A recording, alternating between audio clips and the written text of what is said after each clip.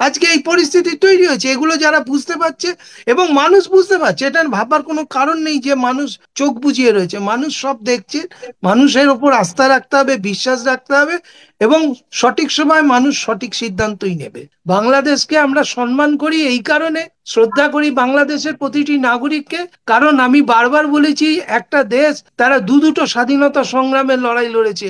একটা অবিভক্ত বা ভারতবর্ষ থাকাকালীন তারা ইংরেজদের বিরুদ্ধে লড়াই করেছে, সেখানেও মুসলিমদের কম অবদান ছিল না।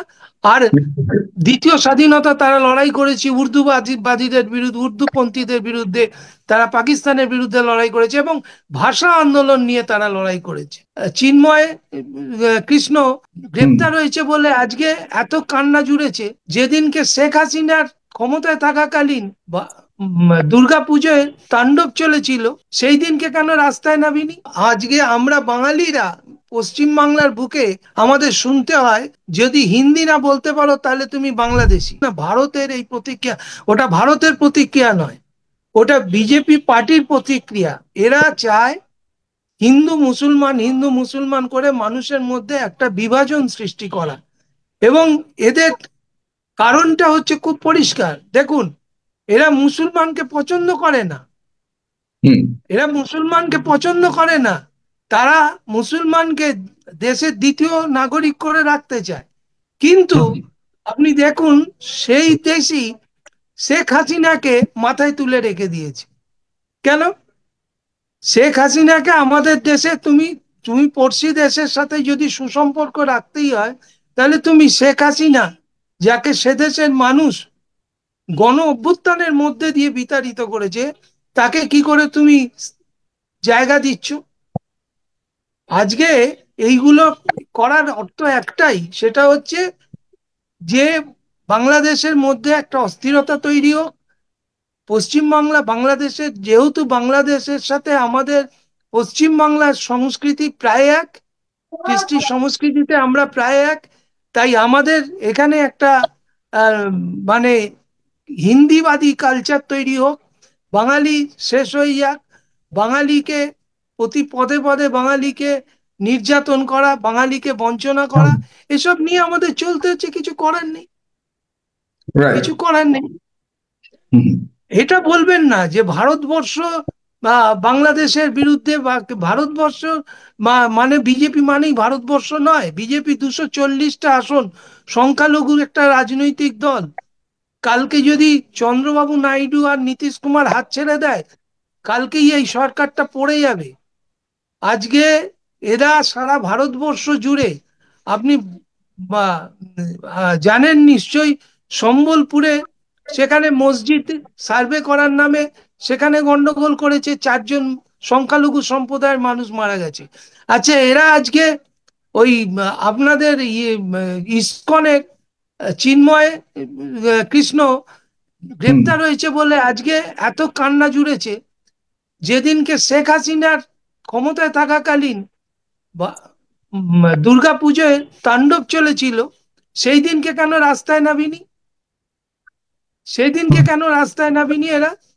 পাছে শেখ হাসিনা ডিস্টার্ব নয় তার জন্য? হুম। তো এদের চরিত্রগুলো মানুষ জানে। এরা হুম।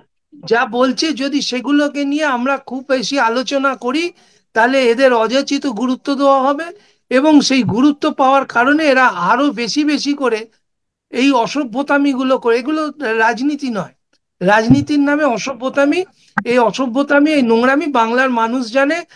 আশা করব বাংলাদেশের মানুষরাও জানবেন। বাংলাদেশকে আমরা সম্মান করি এই কারণে, শ্রদ্ধা করি বাংলাদেশের প্রতিটি নাগরিককে, কারণ আমি বারবার বলেছি একটা দেশ তারা দুটো স্বাধীনতা সংগ্রামের লড়াই লড়েছে।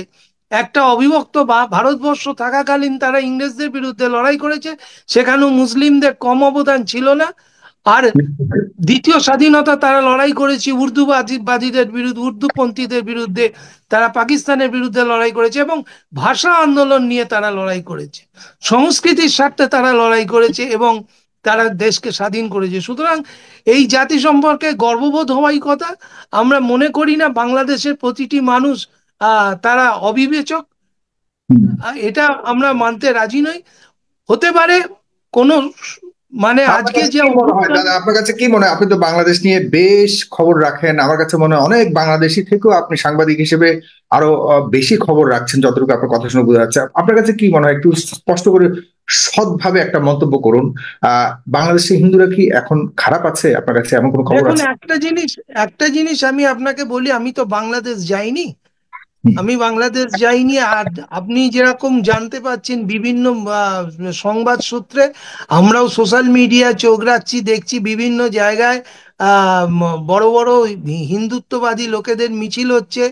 হ্যাঁ, হুম, যারা ওখানে সংখ্যালঘু হিন্দু সম্প্রদায়, তারা বিক্ষোভ করছে। এসব আমরা সোশ্যাল মিডিয়া দেখি, কতটা সঠিক কতটা বেঠিক বলতে পারবো না। তবে বাংলাদেশে আমার পরিচিত আত্মীয় স্বজন যারা রয়েছেন, আমাদের পরিচিত পরিজন যারা রয়েছেন, তারা কিন্তু কেউ আমাদেরকে এই ধরনের এখনো পর্যন্ত কোনো মন্তব্য করেনি যে সেখানকার পরিস্থিতি খুব খারাপ, তারা থাকতে পারছেন না বা কিছু, এরকম কিন্তু কোনো মন্তব্য এখনো পর্যন্ত শুনতে পাইনি। সুতরাং কি করে বলবো যে বাংলাদেশের সব হিন্দু খাত্রেমে? কি করে বলবো?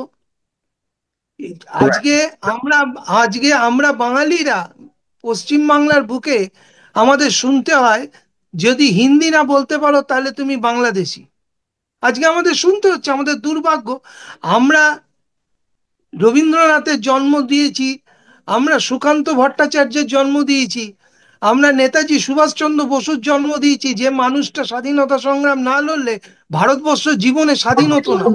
রাইট। হ্যাঁ, সেই সেই দেশের সেই জাতিকে আজকে শুনতে হচ্ছে কিছু হলেই বলছে তোমরা বাংলাদেশি। মানে আমি শুভাশিস ঘোষ, আমার 7 পুরুষ কাল কেটে গেল এই দেশে। আজকে যদি আমি কোনো হিন্দিবাদী লোকের সাথে, সে এসে মানে বাঙালিকে অপমান করবে, আমি প্রতিবাদ করলে আমাকে বাংলাদেশি বানিয়ে দেবে। আজকে এই পরিস্থিতি তৈরি হয়েছে, এগুলো যারা বুঝতে পারছে এবং মানুষ বুঝতে পারছে, এটা ভাববার কোনো কারণ নেই যে মানুষ চোখ বুজিয়ে রয়েছে। মানুষ সব দেখছে।